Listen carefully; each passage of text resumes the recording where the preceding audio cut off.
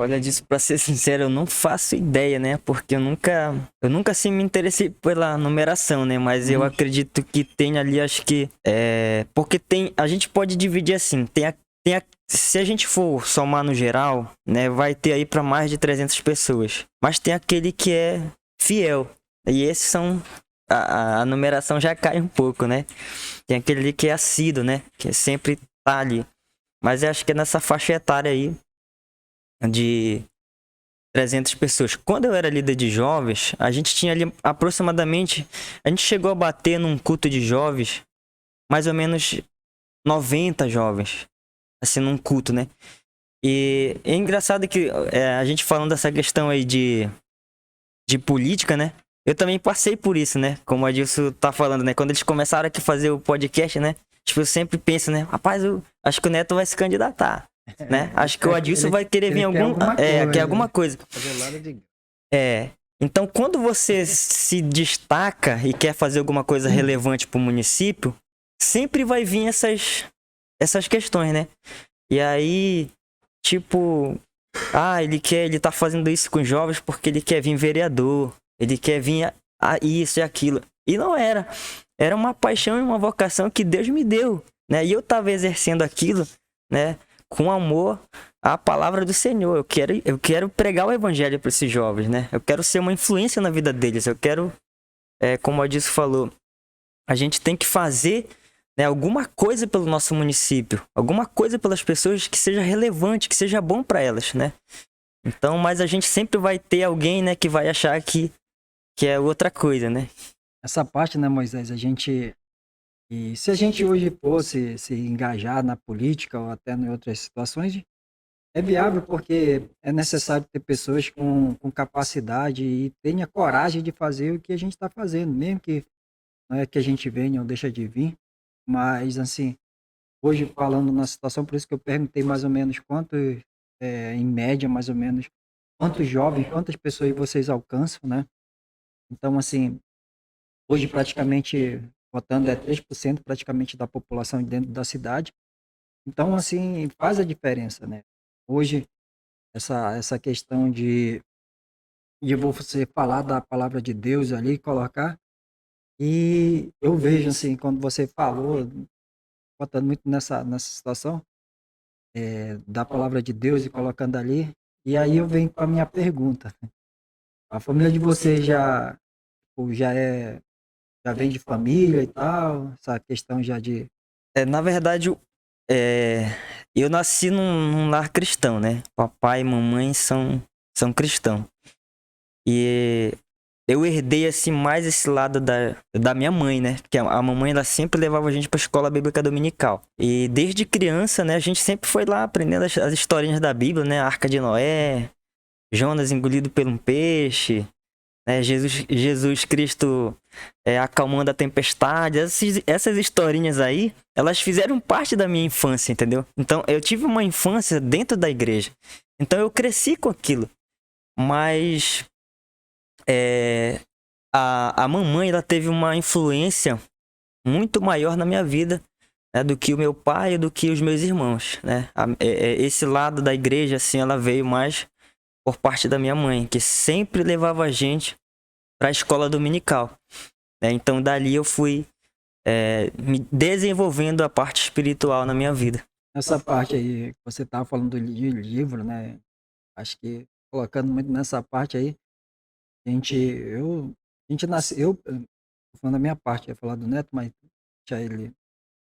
A gente nasceu na parte já é, cristão, né? Que a gente ia para os encontros de criança, eu ia, né? E tinha essa questão que tinha as histórias, né? Que eu tava rindo aqui, porque são lembranças boas, porque quando contava, aí a galera fazia som da água, ou som do carneiro, aí tinha essa situação que era nos domingos, né? Todo domingo, de manhã, 7 horas da manhã, eu já me animava já para ir, mas não era porque da igreja, exato.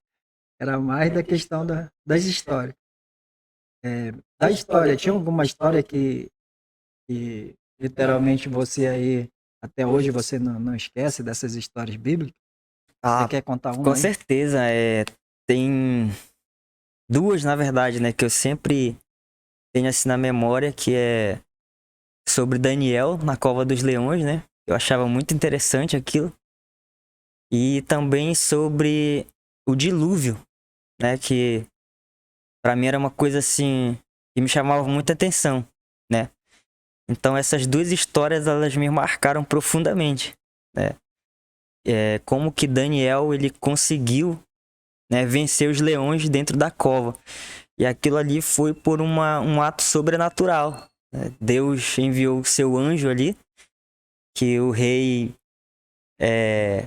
Nabucodonosor fez uma estátua, né, na Babilônia, e quem não adorasse aquela imagem seria jogado, né, dentro da cova dos leões. Daniel, e o rei amava muito Daniel, só que como ele tinha baixado o decreto, ele tinha que cumprir aquilo, né? O rei não podia voltar com sua palavra. E ele foi jogado na cova dos leões. E cedo o rei foi olhar e Daniel estava lá, né? Então essa história, ela marcou muito a minha vida. Eu sempre trago boas lembranças também da minha infância na escola bíblica dominical. Né? Tu tem alguma história para contar ou tu só ia lá pro padre roubar a manga do padre? Lá no padre tinha que. Revisão que tinha no padre, né? Era revisar. Né? A que mais me chamou a atenção. Era a primeira comunhão, galera. Essa daí aqui. A história do Davi. Davi e Golias. Mas era dominical, era dominical, era um. Que quando a irmã. Domingo depois do domingo culto. do culto. Era exatamente. Tinha um culto, mas eu não ia no culto. Isso era depois do. Chegava lá, que era justamente para abrir o livrinho vermelho, né? E as histórias ali, ficava encabulado, né? Derrotou o gigante lá e eu. Depois de um pouco da ingenuidade, né? Naquela idade que a gente tinha. E, tipo, até hoje eu tenho esses livros, né? Assim, que eu guardo em casa e às vezes passo. Verdade. E o Neto tocou num assunto que eu achei muito interessante, Adilson, que hoje as nossas crianças, né? Elas estão sofrendo de uma certa forma um ataque. Se vocês têm acompanhado as notícias, né? E elas são alvos, né? E se essa geração, né? Se a nossa geração não passar esse legado para as crianças, a gente que já ouviu essas histórias, né? A gente traz, como adulto hoje, a gente lembra. E isso traz lição para nossas vidas, né? Como Daniel, a lição que Daniel pode nos dar de fidelidade. De Davi, um cara guerreiro que lutou, mesmo sendo pequeno, né? Mas foi adiante. Então essas historinhas que na nossa infância, elas trouxeram para nós lições de vida. E as nossas crianças hoje, elas sofrem. O pastor, ele sempre fala na igreja que o mundo, ele tá na palma da nossa mão, que é o celular. Quando você dá um celular para uma criança ela não sabe discernir o que é certo e o que é errado. Para ela, tudo ali é normal. Então a gente tem que ter hoje muito cuidado, né? Com as nossas crianças, né? O que elas estão vendo, o que elas estão assistindo, o que está fazendo parte, né, da mentalidade delas, né? O que tem que ser passado para elas. São essas historinhas boas, né? São coisas boas para que elas possam crescer de maneira saudável, né? Assim como nós, na nossa infância, nós ouvimos coisas boas e trouxemos como lição para nossas vidas, assim também nós temos que deixar esse legado para essa geração que está vindo aí, né? Atrás da gente. É fato fundamental você hoje como pai até acompanhar um pouco os seus filhos, né? Que essas questões de ataque eu não gosto muito de citar coisas ruins, eu vou mais pelo lado bom, mas eu vejo muito essa situação e a gente como empreendedor, a gente como empresário, a gente sempre tem que fazer a diferença na nossa vida. Então, assim, na nossa cidade é onde a gente mora. Mesmo que você não ache, mas as pessoas falem que você não está fazendo diferença, é necessário você falar de Deus. Se o cara achar que você quer alguma coisa em troca, deixa ele achar. É importante que Deus, ele sabe que cada um tem no coração. Eu sempre falo, gosto de falar sorrindo, porque essa é a pura verdade. A outra situação que a gente colocando muito como, como situação, a nossa fé, ela é a bala, né? Vou dar uma citação aí, eu vou falar da minha questão. Minha fé várias e várias vezes foi abalado, só que consegui manter. E aí eu faço a pergunta assim, chegou o momento que você teve ali na, na, na religião que você abalou a sua fé um pouco? Deus, Ah, sim, com certeza, né? Eu acho que todo mundo passa por isso, né? Aqueles momentos difíceis, né? você Eu, pode falar aí? quando eu fui para Manaus, né? Eu passei lá 4 anos morando em Manaus. Os primeiros 2 anos eu passei junto com meus amigos, né? Mas os 2 últimos eu morei sozinho. E nesses 2 anos sozinho, foi um período difícil para mim. Eu não cheguei a abandonar, né, a religião, a igreja, mas eu dei aquela esfriada, né? Aquele abalozinho por conta de estar longe de casa. A gente sabe que aqui em Itapiranga tudo é perto, né? Tipo, você sai de casa já tá na igreja. E lá não, era mais difícil pra mim. Era mais longe.